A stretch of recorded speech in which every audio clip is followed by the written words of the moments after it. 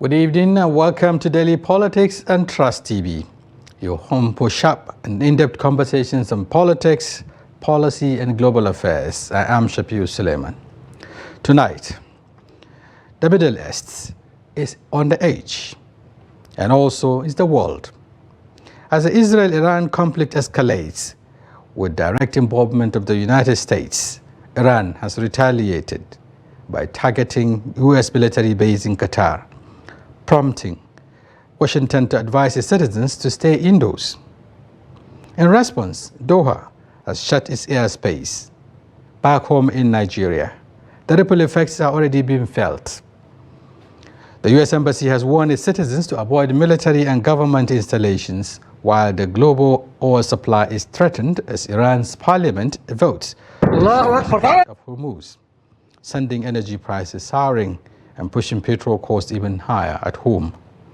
To unpack the implications of the growing crisis, we're joined live in the studio by Professor Sadiq Abba, a Deputy Vice Chancellor Academic at the University of Abuja. He's also a Professor of Conflictology and Alternative Development Paradigms. Also joining us virtually is Professor Galli Ibrahim. He's the Head of Political Science and International Relations at the same university. He's also the Director, Contemporary Afica China Research. Thank you for joining the conversations, gentlemen. Thank you very much. It's a pleasure. We appreciate your coming. Thanks. So let's just go straight into looking at the issues. The very latest one, Iran, has made its threats come true, so to speak. It has walked the talk, so to speak. It has targeted U.S. base in Qatar. There has been, this palpable fears and silence as to what Iran will do after the attack on its nuclear facilities. Let me get your understanding or your take on this evolving regional and global conflict. First and foremost, this is not a new development. It is expected, it is planned, it is deliberate, it is purposeful, it's intentional. International Zionism has a time frame and a timetable of going into conflict periodically across the historical framework of human existence and human civilizations. So what is happening today in the Middle East does not come as a surprised development. So it is something that is everybody knew before time that it will happen. It was supposed to happen. It ought to happen, but when and how is it wasn't defined. So you see, the crisis in the Middle East, if you go into historical sciences, was predicted to happen between 2020 to 2030, 10-year gap. If you look at Nostradamus' prediction, 1,000 couples, which he encapsulated into what we call the century. That's the title of the book. Or if you look at the protocol of the learned elders of Zion, the 1600 publication, which is popularly called the Vienna Doctrines. Or if you read Henry Ford's book, The International Jew, the earlier title was International Zionism, but subsequently the next productions came as International Jew. All these books forewarned mankind that Zionism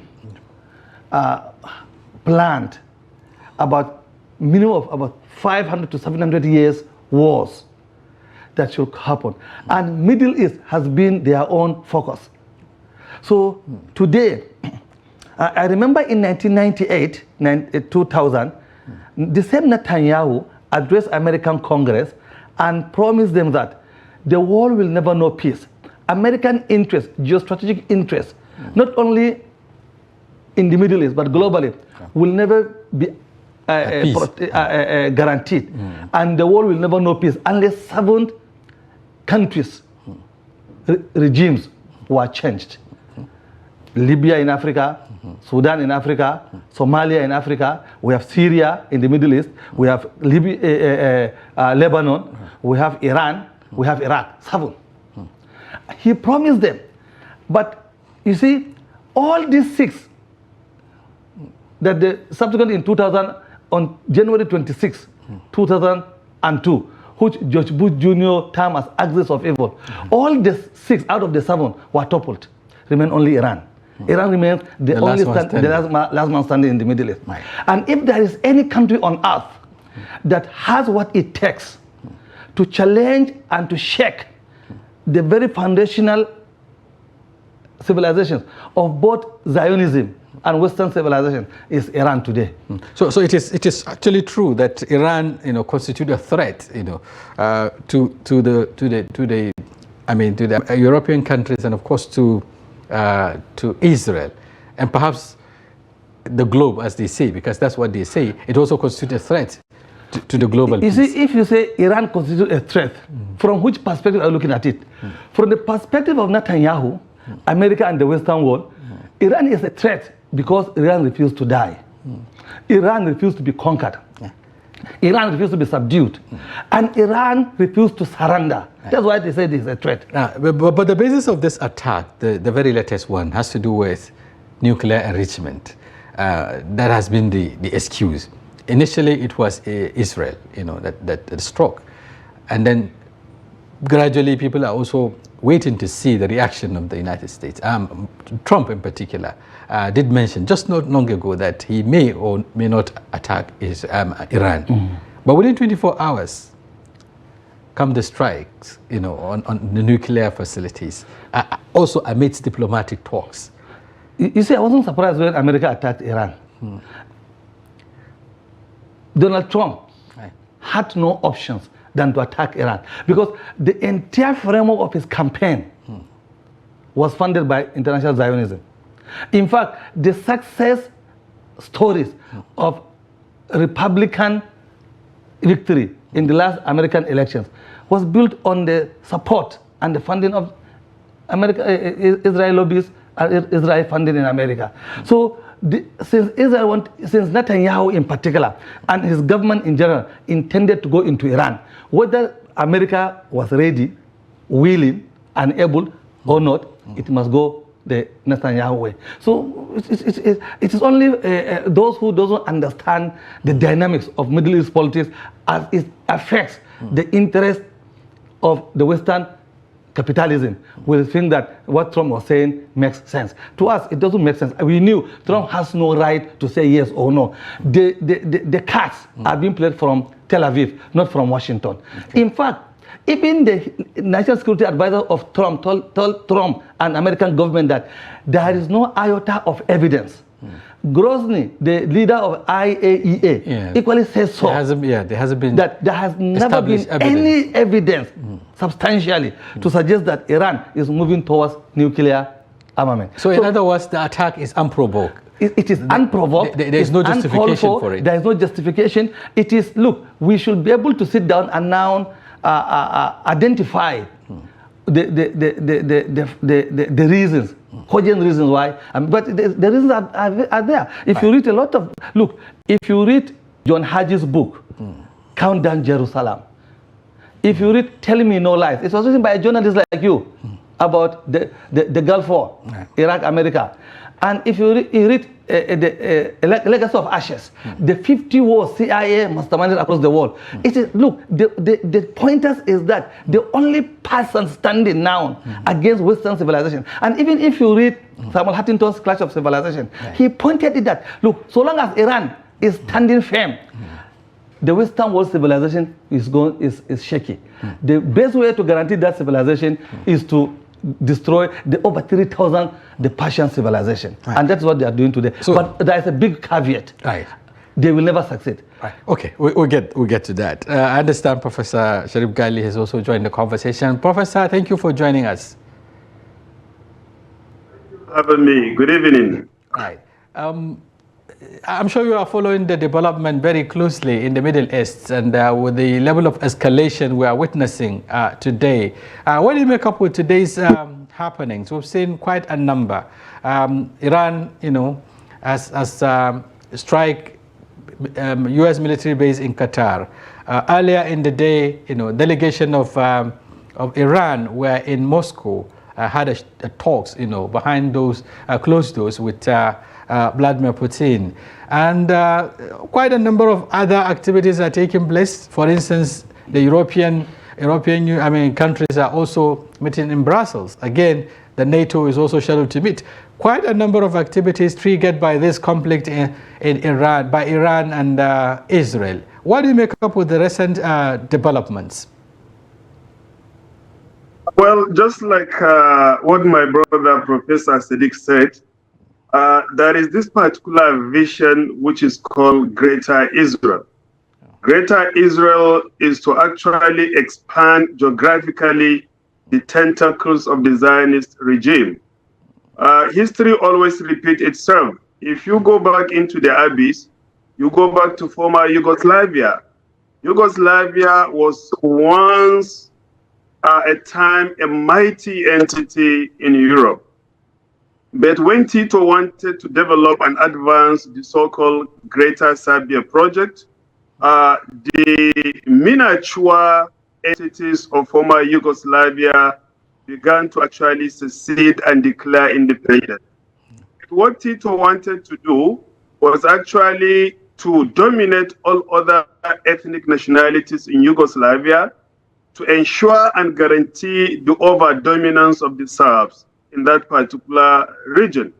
So if you come back to Israel, Israel has been assured, guaranteed by the United States of America to carry out this particular mission of expansionist policy of Greater Israel, to conquer and annex all those countries and territories in the Levant, as well as in the Middle East.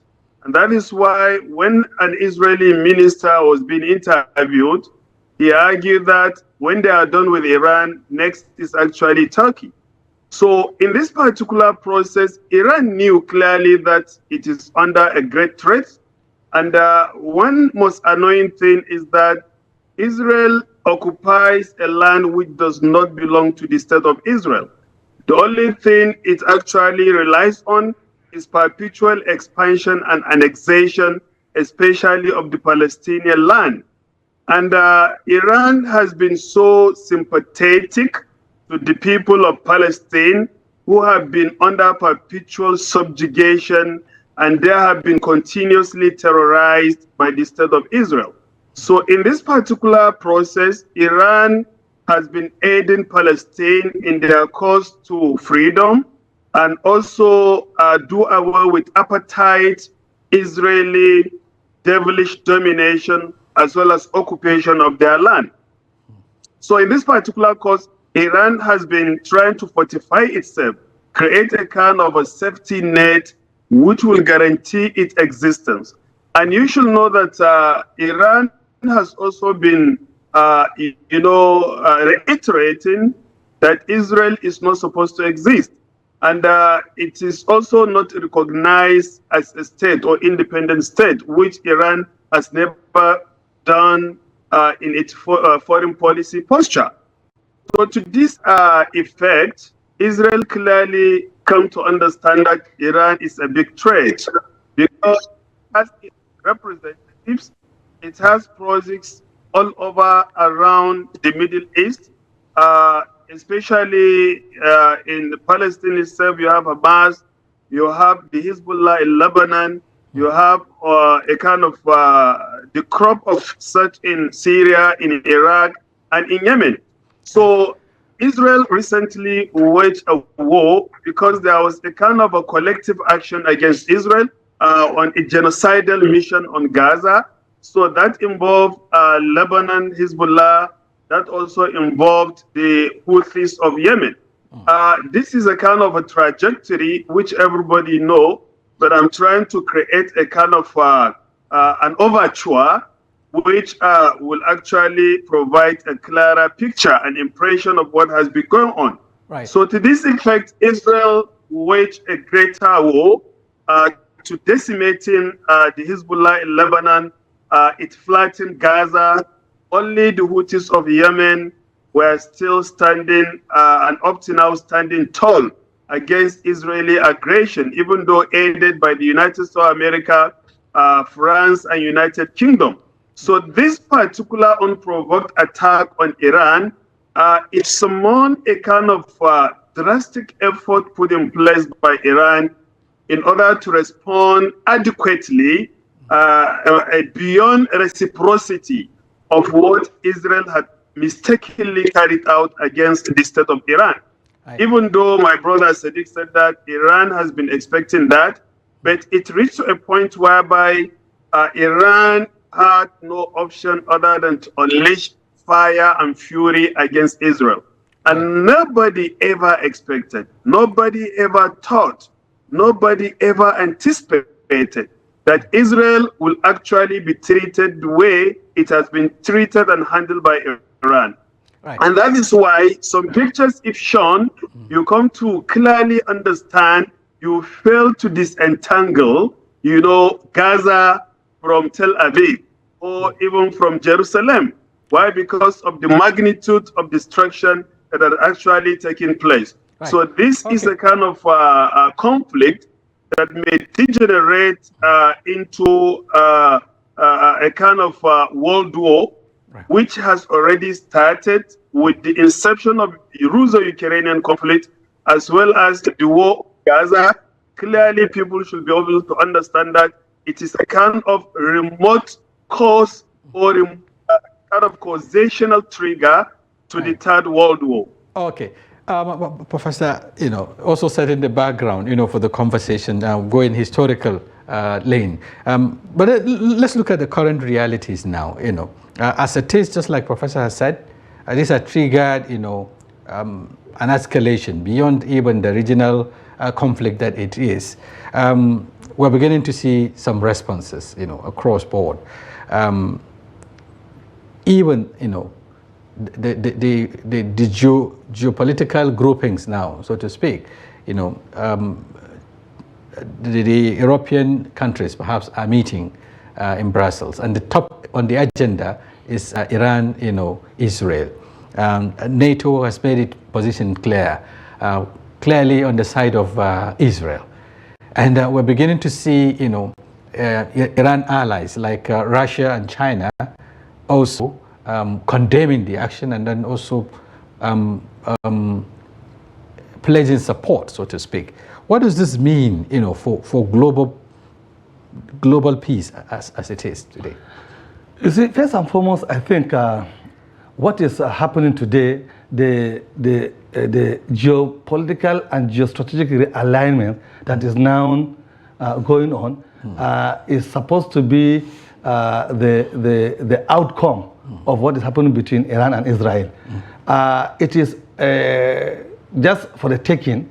It is assumed that America in particular, Germany, France, UK, Canada, New Zealand, Australia, all these countries are going to line behind Israel. While Iran on the other side has been orphaned from her own geopolitical zone, because none of the Arab countries as of today is with them because of obvious reasons. But Russia is solidly with them, behind them. China is silently but strongly behind them. North Korea has been preaching this for the past 40 years through Kim Il-sung, that if you don't want to go to war, prepare for one. And they have fully prepared. That's why America has been avoiding them. Now, Iran was preparing, then America is trying to stop that. So you see, the geopolitical realignment is going to now take back the world into a multipolar world order, whereby the polycenters of power will be multiple. So that are we going to see the collapse of the current order? Is that what you're saying? Certainly. The unipolar world order that emerged after the fall of the Soviet Union in 1991 gave way to a potpourri of global confusion. Now, China emerged, Russia reinvented itself. Now, all along, Iran has been there whether unipolar or multipolar or bipolar, Iran has been there. Now Israel also wants to assert itself in the Middle East as a geopolitical power, but the presence of Iran is always jolting them from that particular dream.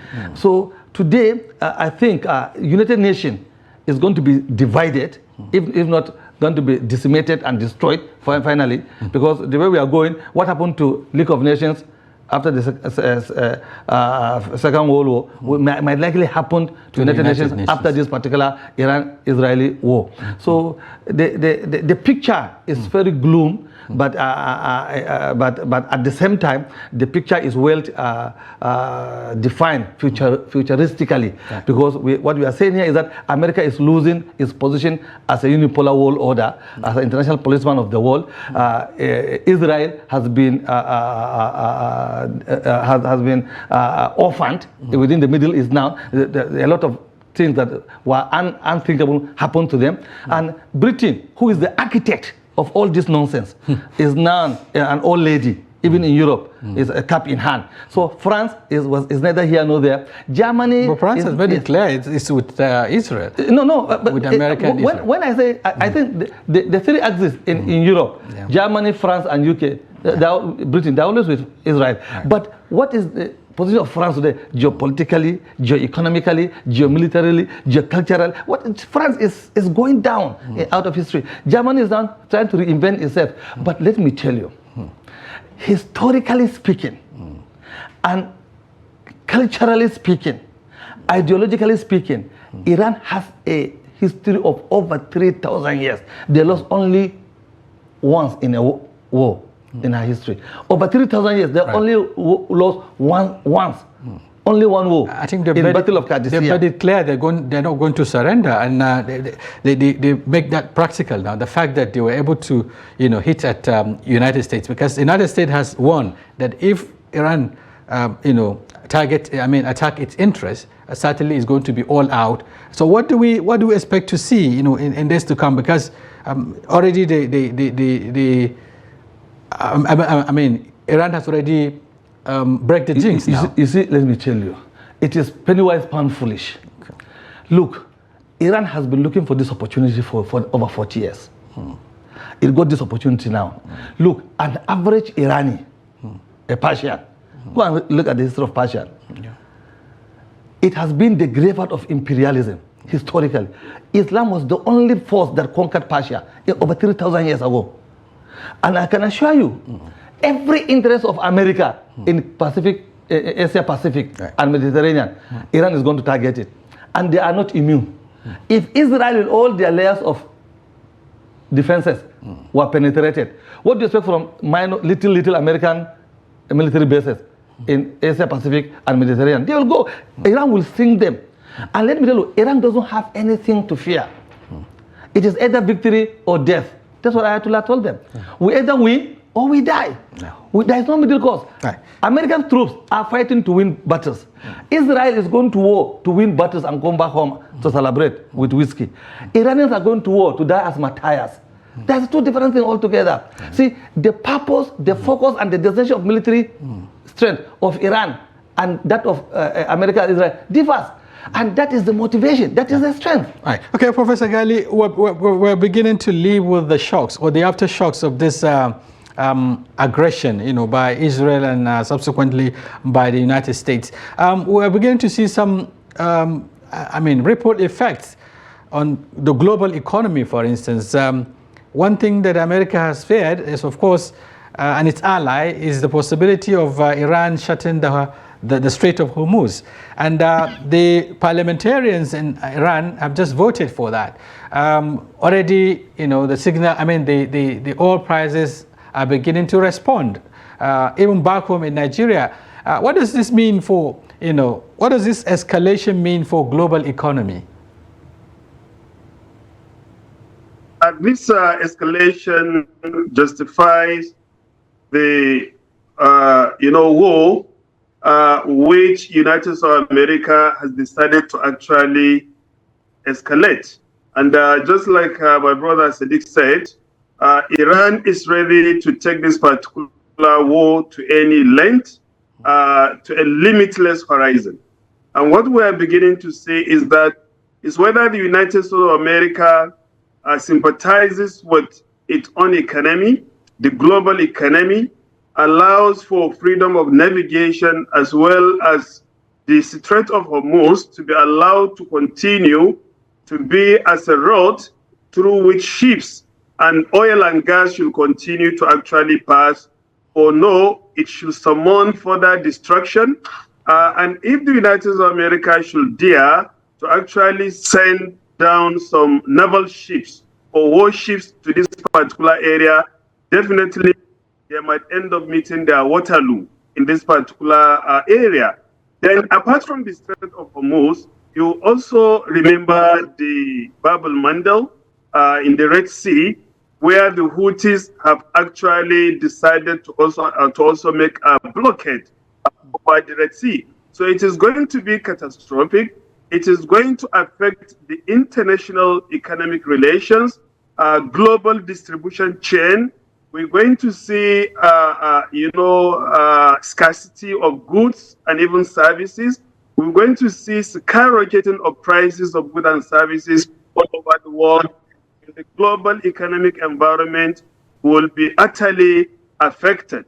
So it is left for the United States of America to let this happen, just pursuing selfish interests and defending Israel, which has carried out genocide in Gaza.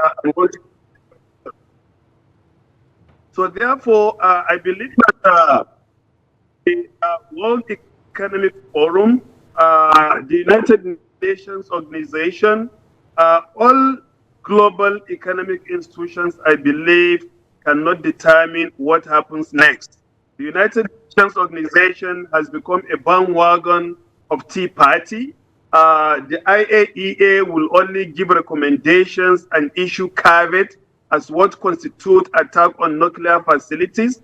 But it's all left, the ball in the court of the United States of America, whether it wants further escalation, even though it vows that if Iran affect any of its military bases or affect any American soldier, definitely it is going to respond with massive power against Iran.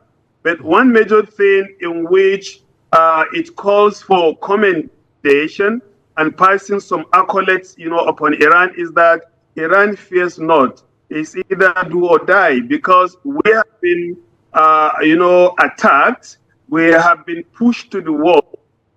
It's to a point whereby Ayatollah Khamenei says that I am already feeble, getting to 90 years old, passing some wills, even trying to appoint or assign or designate who should even succeed him. So it has reached a particular point that Iran has been pushed to the wall. It does not fear the United States of America.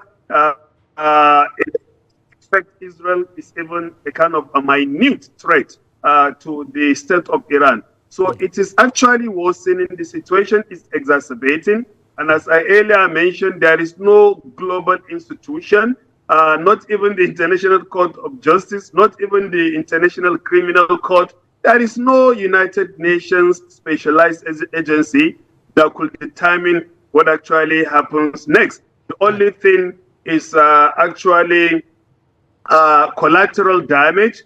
Do you have that particular strength and power to deter an enemy? So if the United States of America thinks the damage will actually be great on the United States of America, actually, because the Americans are actually protesting, they are demonstrating. The Israelis, in diaspora, they are also protesting as well, they are demonstrating. So therefore, the United States of America doesn't care whose ox is God. It doesn't care about no one. That is why Donald Trump has been pontifying the concept of America first. So the concept of America first, if you psychoanalyze analyze Donald Trump, you come to understand that he has a kind of a psychological issue, which none of the past previous American president, showcased this kind of demeanor toward the international community. But Trump thinks he's like an emperor who could dictate on the global system and the global leaders on what to do. you wage a tariff and a trade war against China, and this particular war boomeranged and affected the United States of America, and Trump is actually backing down. He's trying to threaten China. China said that we are ready for any kind of war that America is actually so interested in, either trade war, tariff war, physical war, any form of war. So I believe that it is a time of degeneration as well as a collapse of the American empire, which it has ran to its own time and now sowing the seeds for its own destruction. So I believe it is an end to the American empire. It is also an end to the Israeli Zionist regime expanding territories, occupying territories. Now, Lebanon will have a chance to win. Palestinians should be able to jubilate as the Messiah to take vengeance as well as create a big blow to Israel as they actually caused to the Palestinian people. Right. On the contrary, the United States, Donald Trump in particular, believe that the response or the attacks on Iran's nuclear facilities or halting Iran's nuclear enrichment could be also, could be the source of peace in the Middle East, as a region, and of course will also be the source for global peace, as he said, because taking out those facilities that are considered a threat, has now shown that Iran has been degraded. It has no capacity to even defend its airspace and all of that.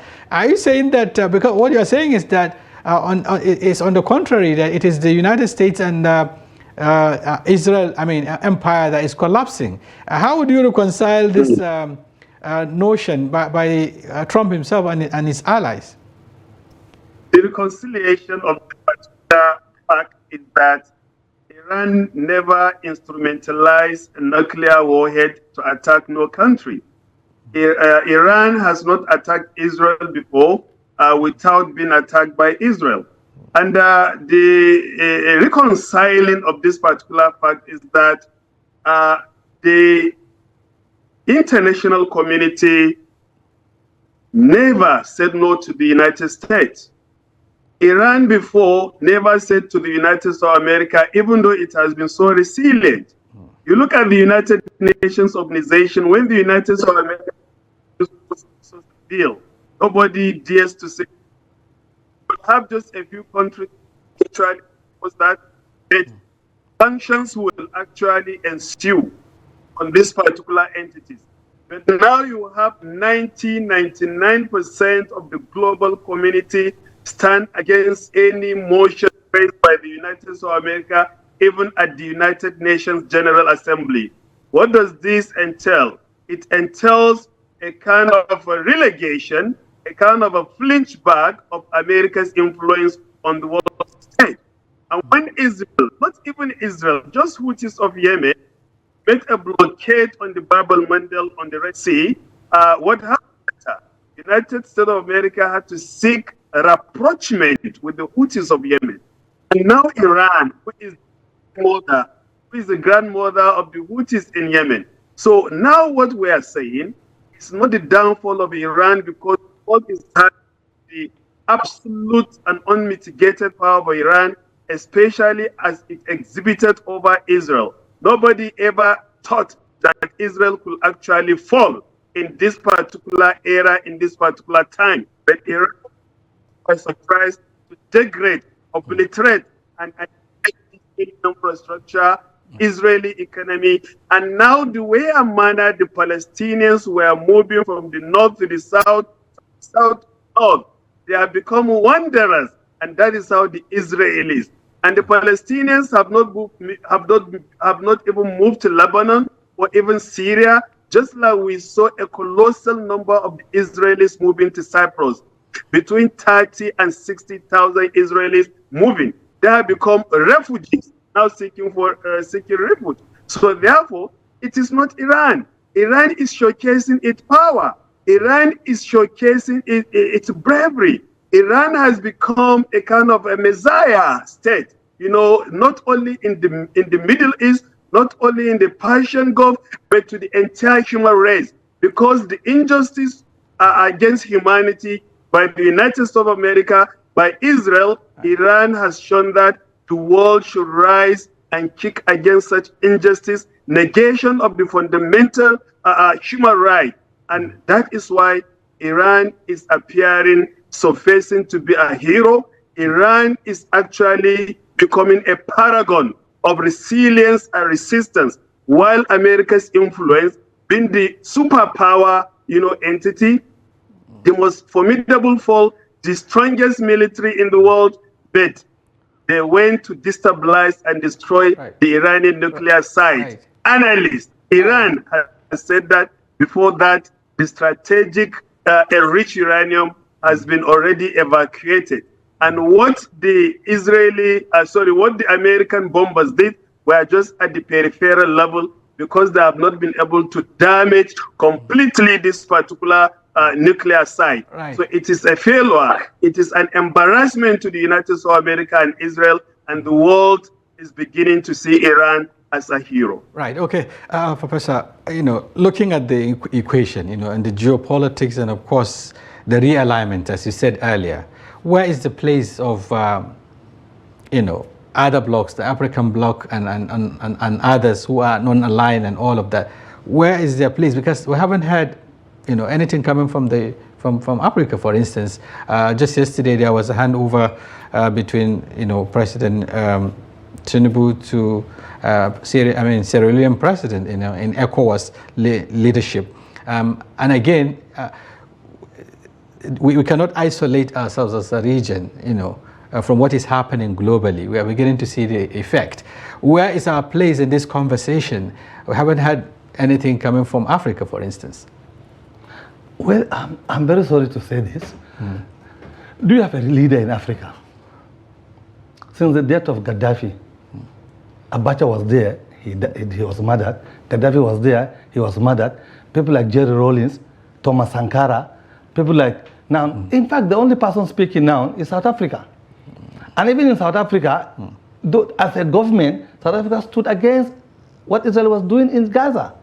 It was the only African country in the continent that stood up and condemned, and even took Israel and Netanyahu to International Court of Justice.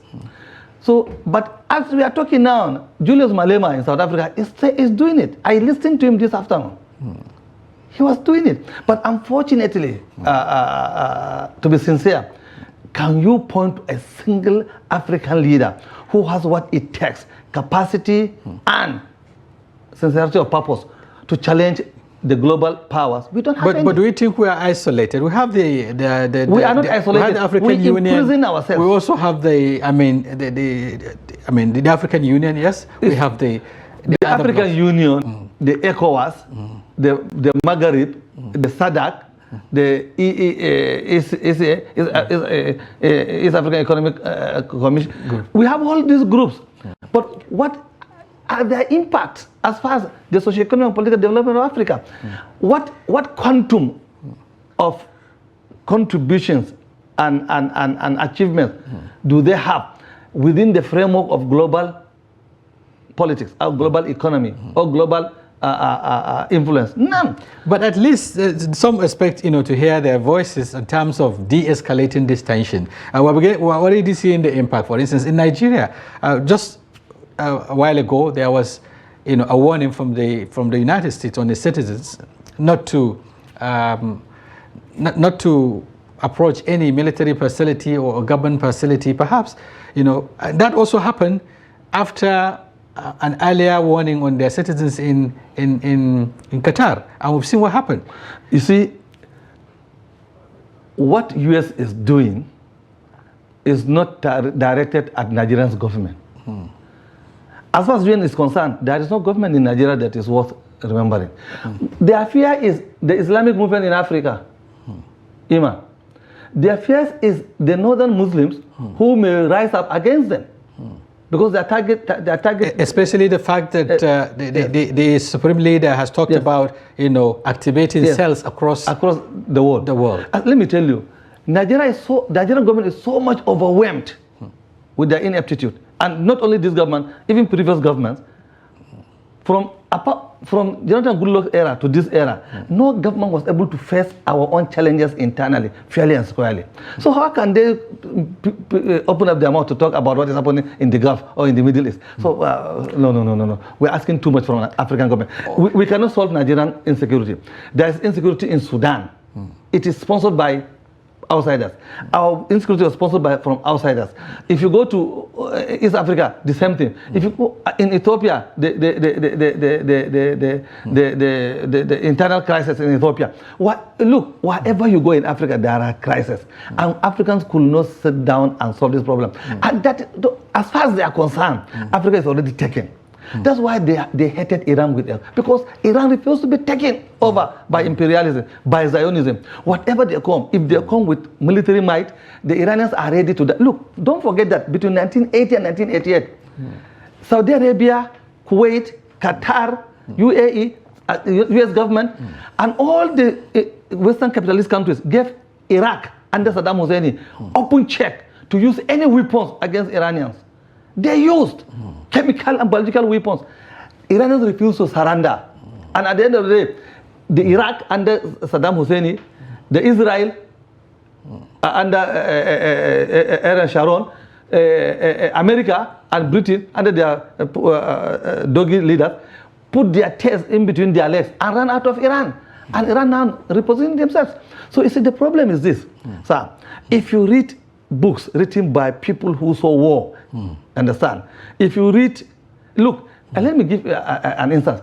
There is a book written by Muhammad al-Baradei, the previous leader of IAEA, yes. and this Algerian. Right. He wrote a book titled The Age of Deception. The Age of Deception. Right. The entire crisis in the Middle East is built on deception. And that is Zionism. That is capitalism. And they thought, if they silence Iran, they are going to move. Look, what is Saudi Arabia? Bin Salman is a Jew. Yes, he's a Jew. His mom is a Jew. They are celebrating him. If you go to Qatar, they are Jews. Jordan, Abdullah, his mom is a Jew. UAE, they all have Jews. So in other words, they are taken. They have already taken over the Middle East. The only person standing who is not a Jew, who refused to be a Jew, and who is ever ready, willing, and able to stand against Zionism is Iran. Is it the reason why they are calling for regime change? Thank you very much. And let me tell you, if you read the book, the Ayatollah by Ahmad something, I think it's an Egyptian journalist that wrote it on Ayatollah Khamenei. They say the most dangerous thing that the Western world should learn, especially Israel, is that they shouldn't work towards regime change. Because anytime they work towards regime change, they get their noses blooded. Because they will get somebody who is going to be worse than Ali Khamenei, who is going to come up to take over Iran. Don't forget that people like Ahmadinejad are still alive. If you put Ahmadinejad on election, Iran is the only democracy in the Middle East. Forget about Israel. Israel is not a democratic state.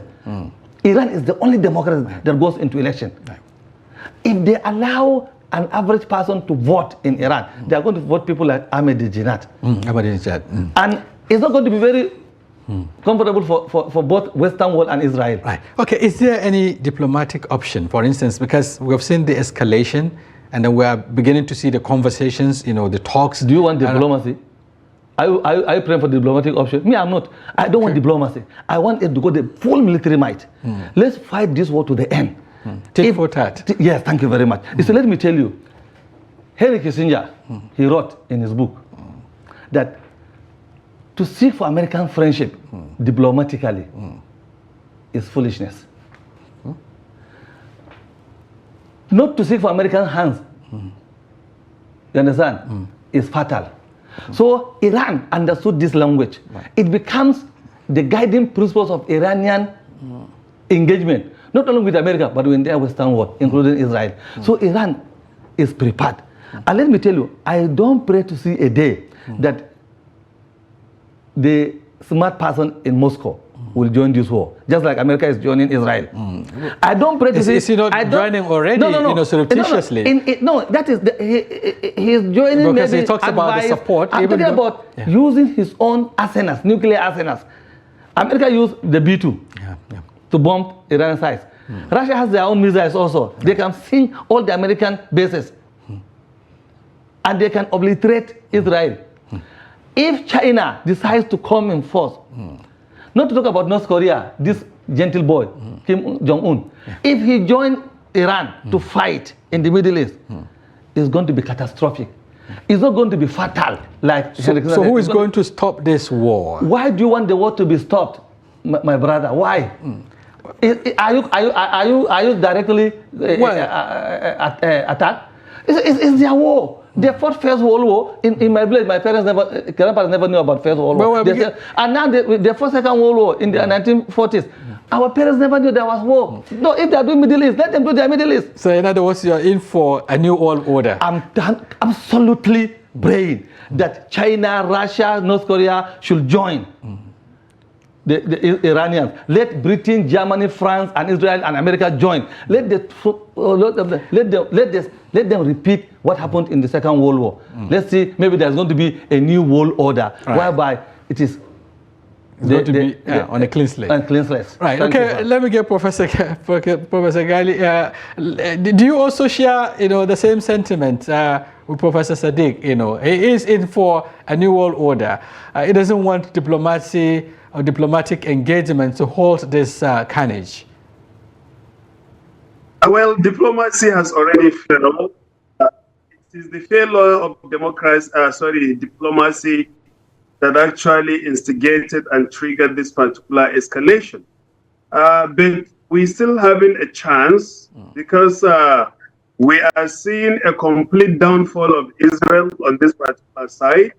And on the other side, the United States of America, if it becomes so determined, we're going to see the intervention of other powers on the side of Iran.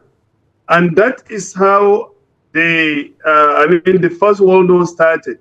If you remember the Triple Alliance and the Entente. So the Europeans had already built up alliance system in Europe, which the Serbs, the Russians were on the side. Then the Germans, the Austro-Hungarian Empire, Italy were on the other side. Then on the side of Russia, you also had Britain, you also had France, then by extension, you had Japan. So definitely, we like it or not, even right now as we speak, alliance, has already been formed. It's just to see the magnitude and the length of the conflict. And the Americans have been so calculative. They are calculating. And that is why sometimes there is politics of appeasement. For Russia, for example, Donald Trump had actually weakened NATO, so to say, by threatening withdrawal of the United States of America, even now he has already ordered for the evacuation of more than 10,000 American troops from Europe. That means that Trump is no longer interested in the Ukrainian conflict, but rather he's trying to open more front, especially in the Middle East. But the United States of America has been already defeated in this war because within 1 month, we are going to see the fall of Israel. Israelis are not in Israel. The government and leadership of Israel will now probably be given command from Cyprus or from Poland or Bulgaria. So Israel is actually falling, and that is why Iran will now forget about Israel and face a major war, which it is not the only country that is going to fight the war, because it is going to be a war of alliance, a war of polarization and balkanization of the global system through alliances, and that the United States of America will dare not actually continue because it is going to be much assured. Right. Last thing we are taking up is nuclear deployment, which United States of America has, which Russia has, which China has, which North Korea has, which Pakistan has, and that of Israel will easily be a target. Thank you. Thank you very much for because Iran is actually majors as well as other people around that particular area not to have done right. Thank you very much, Professor the nuclear storage. Yes, Israel. So therefore, if the Americans we have to end the conversation here. We could go on, but since it is a developing issue, I would converge some other time to also look at the updates in this respect. Thank you very much, Professor Sharif Galli, for your informed perspectives. Thank you. We appreciate you. Yeah, and very quickly, Professor, let me guess your last line. We have less than 30 seconds to ramp up. You see, it's a new beginning. Right. And this war is going to open a lot of doors. Doors of hopes, doors of dissect. How situated are we to take advantage or to leverage the opportunities? Yes, it's up to your government. Okay. Right. Okay, that's a very good one. On that very challenging note, we have to come to the end of this If you conversation. have strategic thinkers in government. Right, okay. Thank you very much, Professor Sadiq Abba, for coming to the studio all the way. We appreciate you. Thank you very much. It's a pleasure. Right. And viewers, that's a wrap on today's edition of Daily Politics. We do hope you found the conversation engaging. Join us tomorrow. We'll be back with another topic and personalities. Until then, I'm Shafiu Suleiman. Many thanks for being there.